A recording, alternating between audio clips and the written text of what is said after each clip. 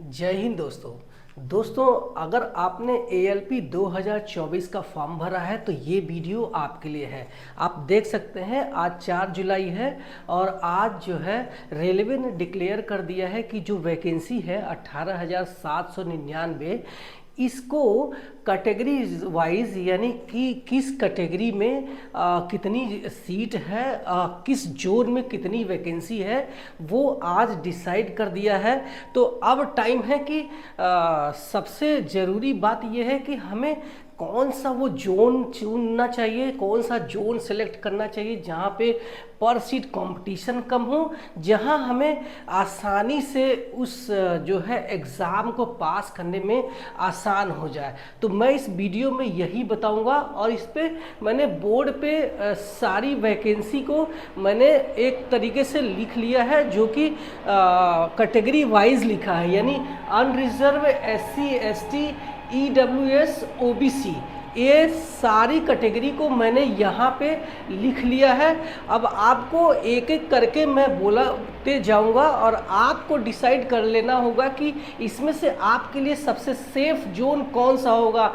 अगर आपने इससे पहले जो भी फॉर्म भर दिया है तो अगर आपको लगता है कि वहाँ पे हमने बाई मिस्टेक भर दिया है जो कि मुझे अब चेंज करना चाहिए, तो आपको चेंज कर लेना चाहिए। अच्छा, एक बात और मैं क्लियर करना चाहता हूँ कि जो लोगों ने अपने फॉर्म को अगर अपने घर के पास में भरा है, ये जानते हुए भी कि चाहे वैकेंसी कितनी भी हो, चाहे उस पर पर सीट कंपटीशन कितना भी हो, लेकिन हमें हमारे घर के पास ही वाला जोन चाहिए, तो उनको बता दूं कि आपको जोन बदलने की ज़रूरत नहीं है। जोन बदलने के लिए कोई कंपलसरी नहीं है। ये सिर्फ रेलवे ने एक डाटा दे दिया है कि अब जो है आप चाहे तो अपना जोन बदल सकते हैं, क्योंकि यहाँ पे कैटेगरी वाइज जो है वैकेंसी बिल्कुल उलट पुलट है। तो अगर आप जो है चाहे तो अपने जोन को बदल सकते हैं, चाहे तो अपने जोन को बदल नहीं भी सकते हैं तो भी चलेगा। इसकी लिंक जो है 1 हफ्ते के अंदर हमें खुलेगी, जो कि हमें देखने को मिलेगा खुला हुआ, तो आप उसको बदल पाएंगे। इसके लिए रेलवे ने 10 दिन का समय दिया है। अच्छा, बदलाव क्या कर सकते हैं आप? चाहे तो अपनी जो आरआरबी है, जैसे मान लो आपने मुंबई से भरा हुआ है लेकिन अब आपको बिलासपुर चाहिए, तो आप बिलासपुर जोन चेंज कर सकते हैं। लेकिन अगर आपने चाहे तो आप अपने रेलवे भी बदल सकते हैं। जैसे मान लीजिए कि आपने सेंट्रल रेलवे मुंबई चुना हुआ है और जबकि आपको मुंबई में ही साउथ सेंट्रल रेलवे चाहिए था, ठीक है, तो आप उस रेलवे को भी बदल सकते हैं। इतना बदलाव कर सकते हैं। इसके अलावा अगर आप चाहें तो आप अपनी क्वालिफिकेशन, अपने जो है डिग्रियां और अपने नाम, ये सब बदल नहीं पाएंगे। तो यहाँ मैंने इस बोर्ड पे सिर्फ और सिर्फ टॉप 10 जो आरआरबी है उनके नाम लिख लिए हैं। और आपको ये मैं सलाह दूंगा कि जब तक कि कोई खास कारण ना हो, आपकी बहुत अच्छी तैयारी नहीं है, तो आपको इस 10 जोन के अलावा कहीं और नहीं जाना चाहिए। चलिए शुरू करते हैं। मैं अनरिजर्व की बात करता हूं, तो मैंने अनरिजर्व के लिए सीरियल वाइज लिख दिया है। अगर बढ़ते हुए क्रम में, जैसे यहाँ पे आप देख सकते हैं बिलासपुर में अगर 1861 वैकेंसी हमें देखने को मिल रही है। बिलासपुर में कितनी वैकेंसी देखने को मिल रही है? 1861।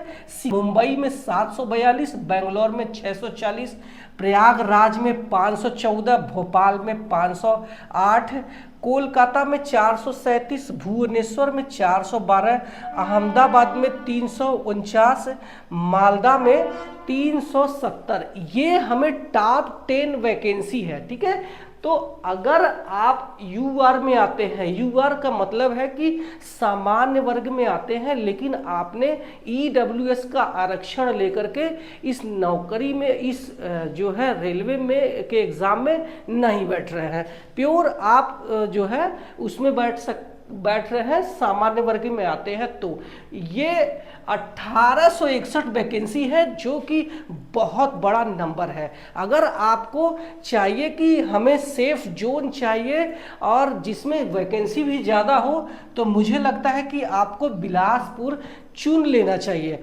1861 वैकेंसी है। वहीं आप सिकंदराबाद में देखेंगे तो 1004 वैकेंसी है, मतलब आपको जस्ट डबल वैकेंसी देखने को बिलासपुर में मिल रही है यूआर में। तो आपको यहाँ शिफ्ट हो जाना चाहिए और इसके बाद आप जो है चाहे तो आप सिकंदराबाद भी ले सकते हैं, 1004 वैकेंसी है। चाहे तो अगर आपने मुंबई भरा है तो मुंबई भी रहने दे सकते हैं, ये भी आपके लिए सेफ जोन हो सकता है। इसके अलावा बेंगलोर भी 640 वैकेंसी है। हम यहाँ पे अवॉइड करेंगे प्रयागराज को। प्रयागराज को सेलेक्ट करना मत, भले ही टॉप 5 में है, लेकिन सबसे ज़्यादा अगर पढ़ने वाले बच्चे हैं तो प्रयागराज, पटना और आपका जो है अजमेर और ये आपका जो है चंडीगढ़ है, जो नॉर्थ साइड के जितने भी आरआरबी जितने भी जोन हैं उनको अवॉइड कर देना। तो यहाँ पे मैंने प्रयागराज को छोड़ के आप चाहे तो भोपाल भी ले सकते हैं, सबसे बेस्ट जोन है, जो कि मैंने वहाँ से सेलेक्ट होकर के भोपाल जोन से आया हूँ। तो मैं आपको सलाह दूंगा कि इसी जो है भोपाल तक आप ले सकते हैं। इसके अलावा आप भुवनेश्वर तक भी ले सकते हैं, 412 वैकेंसी है। ठीक है, तो ये हमने यूआर के लिए बता दिया। आप चाहे तो इसी टॉप 10 में से किसी एक को सेलेक्ट कर लेना, आप फायदे में रहेंगे। ठीक है, मैंने ये सारी चीजें यूआर के बता दिया। अब हम बात करते हैं एससी कैटेगरी वाले कौन सा जोन चुने। तो आपको बता दूं कि बिलासपुर में 616 वैकेंसी है। कितना? 616 वैकेंसी है। सिकंदराबाद में 398 है, मुंबई में 263 है और बेंगलोर में आपका 235 है। लेकिन आप देख सकते हैं चौथे नंबर पे, 5वें नंबर पे प्रयागराज था यूआर में, लेकिन 5वें नंबर पे प्रयागराज नहीं है। प्रयागराज में एससी की सिर्फ और सिर्फ 65 वैकेंसी है। तो गलती यहां नहीं करना। मैंने 5वें नंबर पे कौन सा रखा है देख सकते हैं, ये कोलकाता रखा हुआ है। तो ये वैकेंसी कोलकाता में देखिए यहाँ पे 158 वैकेंसी हो गया, जबकि प्रयागराज में यही वैकेंसी 514 था और ये 5वें नंबर पे था। जबकि यहाँ पे देख सकते हैं, यहाँ पे कोलकाता जो है हमारा 158 वैकेंसी के साथ में 5वें स्थान पे है। इसी तरीके से हम 6वें स्थान पे देखेंगे तो भुवनेश्वर है, 7वें स्थान पर 132 सीटों के साथ में अहमदाबाद है और 8वां हमारा 102 भोपाल है और 9वां हमारा जो है मालदा है 95 सीट के साथ में, 10वां है 65 यानी प्रयागराज। ठीक है, तो प्रयागराज को छोड़ देना। पहले तो मैं बता देता हूं कि आपको कौन सा जोन सेफ रहेगा। ठीक है, तो मैं आपको बता दूं कि 616 वैकेंसी कम नहीं होता है, बहुत होता है। आप चाहे तो अगर आपने बिलासपुर चुना है तो उसको रहने देते हैं, लेकिन वहां पे एक जो है ड्रॉबैक है कि जो बिलासपुर का एरिया है बहुत ज़्यादा SC ST से भरा हुआ है। तो चाहे तो आप ये जोन चेंज कर मुंबई या फिर सिकंदराबाद भी चुन सकते हैं। लेकिन एक फायदे की बात मैं बताता हूं कि ये जो यूआर की वैकेंसी है, इस यूआर में सिर्फ और सिर्फ सामान्य वर्ग के लोग नहीं होते हैं।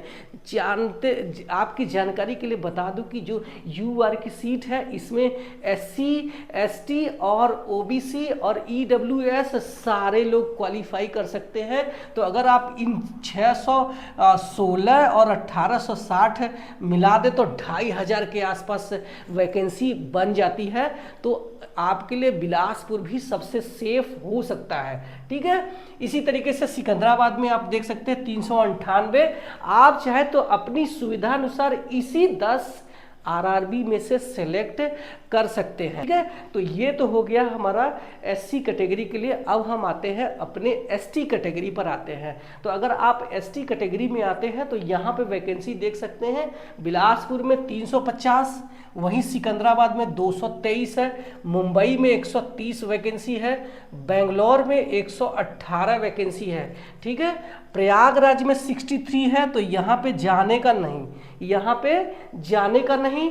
अगर भोपाल में देख सकते हैं 69, ये भी छोड़ देना, मत जाना। कोलकाता में आप देख सकते हैं अच्छी खासी वैकेंसी है, जो कि 142 सीटों के साथ में तीसरे नंबर पे है। एसटी में कोलकाता भी आपके लिए सेफ हो सकता है। तो ये मैंने एसटी के लिए बता दिया है कि पहले नंबर पे आप बिलासपुर को चुन सकते हैं, दूसरे नंबर पे सिकंदराबाद, तीसरे नंबर पे आपका कोलकाता, चौथे नंबर पे आपका मुंबई मुझे लगता है कि सबसे सेफ है। एसटी कैटेगरी में अगर आप आते हैं तो यहाँ पे भी आप अप्लाई कर सकते हैं। इसके बाद हम अपने इस पे आते हैं EWS कैंडिडेट, यानी कि आप सामान्य वर्ग में आते हैं और आप इकोनॉमिकली वीकर सेक्शन का सर्टिफिकेट लगाकर इस एग्जाम में बैठ रहे हैं। तो आपके लिए इसमें से कौन सा जोन सबसे सेफ होगा, तो आप देख सकते हैं सिकंदराबाद में बिलासपुर में ये 440 वैकेंसी के साथ पहले नंबर पे है, सिकंदराबाद में 260 वैकेंसी के साथ दूसरे नंबर पे है, तीसरे नंबर पे यहाँ पे हमने ये आ गया है, क्या आ गया है, बेंगलोर आ गया है, जबकि अनरिजर्व में ये मुंबई था तीसरे नंबर पे, ध्यान रखना। तो यहाँ पे हमारा जो मुंबई है चौथे नंबर पे है, पांचवें नंबर पे हमारा प्रयागराज है। तो प्रयागराज मैं तो नहीं सलाह दूंगा प्रयागराज को सेलेक्ट करने की। उसके बाद भोपाल में 72 बहुत कम है, जो कि हमारे नज़र में 9वें नंबर पे है, तो वहाँ भी आप जो है नहीं जाना। आप पांचवा हो गया। छठा देखो 100 वैकेंसी के साथ अहमदाबाद है, तो EWS के लिए हमें अहमदाबाद भी ठीक है, यहाँ भी आप अप्लाई कर सकते हैं। 7वें नंबर पे आपका 98 नंबर के साथ कोलकाता पे है, तो आप यहाँ भी अप्लाई कर सकते हैं, अच्छा खासा है। लेकिन मैं आपको सलाह दूंगा कि इसी 3 में से, यानी बिलासपुर, सिकंदराबाद और या फिर आप मुंबई, इन 3 में से अगर आपने किसी एक जून को लेते हैं तो आप फायदेमंद में रहेंगे, है ना। तो ये तो हो गया हमारा EWS। अब आते हैं अपने OBC कैंडिडेट के लिए। तो यहाँ पे आप देख सकते हैं OBC का जो वैकेंसी है बिलासपुर में सबसे ज़्यादा है, 1168 वैकेंसी है। सिकंदराबाद में आप देख सकते हैं तो 643 वैकेंसी है, और वही मुंबई में आप देख सकते हैं 471 वैकेंसी है, और बेंगलोर में 426 वैकेंसी है। लेकिन पांचवा हमारा यहाँ आ गया, कहाँ आ गया, कोलकाता में अच्छी खासी OBC की वैकेंसी है, 288 वैकेंसी है। ठीक है, और इसी तरीके से छठवें पर हमारा ये है भुवनेश्वर, 254 वैकेंसी के साथ में। 7वें स्थान पर 244 वैकेंसी के साथ में अहमदाबाद है। 8वें पर 128 नंबर के साथ में मालदा है। 9वें नंबर पे हमने, चूंकि ये अजमेर नहीं आ रहा था, इसमें जो है अजमेर नहीं आ रहा था, क्योंकि अजमेर जो है टॉप 10 में यहाँ पे नहीं आ रहा था, इसीलिए मैंने यहाँ लिख दिया। 9वें नंबर पे 204 वैकेंसी के साथ में OBC के लिए 9वें नंबर पे यहाँ पे अजमेर आता है। इसी तरीके से EWS 8वें नंबर पे आता है अजमेर, तो हमने यहाँ पे लिख दिया, चूंकि 10 RRB लिखा था, 10 जोन उसमें नहीं आ रहा था, तो मैंने यहाँ पे लिख दिया है अभी। तो ये एक वीडियो है जो आपको एक एनालिसिस करके मैंने दिया है। आपका एनालिसिस कुछ और हो सकता है, जोन बदलना चाहिए कि नहीं, आपका जोन कौन सा पहले का है वो मुझे कमेंट सेक्शन में बताना, और क्या आप अगर बदलना चाहते हैं तो कौन सा बदलना चाहेंगे वो भी कमेंट करना।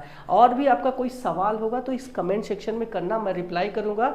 और आप मुझे इंस्टाग्राम में भी मैसेज कर सकते हैं, मैं वहां रिप्लाई करता हूं, आप मुझे वहां फॉलो भी कर सकते हैं। मिलते हैं अगले वीडियो में किसी नए इंफॉर्मेशन के साथ में, तब तक के लिए बाय बाय।